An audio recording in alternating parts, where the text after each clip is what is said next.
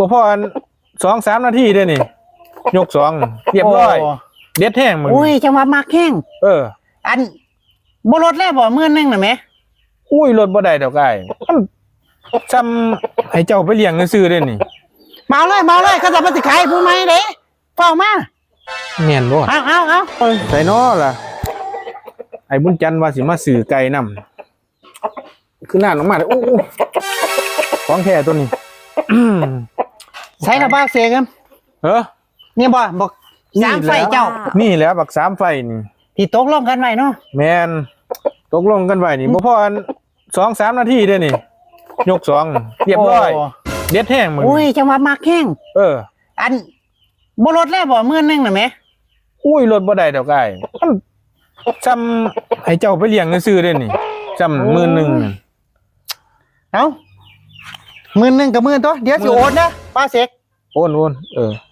น่ะเลขบัญชีกันตัวเก่าเนาะแม่นอย่าใครเจ้าไปใส่ซื้อเด้โอ้ยนั่นล่ะจังหวัดผู้เจ้ามักนะน้ำเล่น3 เทื่อบ่ได้นี่เจ้าไปตีรอบได้ก็น้ำตลอดเลยบ่แม่นเจ้านี่บ่ให้เด้นี่แกมึงกดนี่โว้ยให้เจ้ากูเชื่อว่าหักแพงขอบคุณหลายๆครับเดี๋ยวไปจัดทานนี่ฮะโทรศัพท์ก่อนครับมาเงินเขาเลยเนาะเขาแล้วครับเขาแล้วเอ้าฮัลโหลตะแกไก่ซื้อไว้แล้วเดิมเมาเลยเพิ่นเที่ยว300,000หามหัวเมาเลยเขาจะมาสิขายผู้ใหม่เด้เฝ้ามาแม่นบ่เอาซ้ำนี่นะครับขายตัวไหนเลย300,000หายมาเช็คนี่นะได้ละได้ละไก่ตะแกนี่นะครับนี่ละนี่ละตัวไหนล่ะซ้ำบ้านครับมันซ้ำว่าละ300,000หาเขาจะมาสิขายผู้ใหม่เด้โอ้โหจับเบิ่งจับเบิ่งโอ้ยเป็นยังไงคือในคลิปนั่นส่งไปนั่นคืออยู่ว้าว300,000หาโอเคบ่โอเคโอนมาเลยโอนเลยเนาะโอนเลยโอ้สิได้แพงแต่ไปเถอะแก๊บขอบคุณหลายๆครับ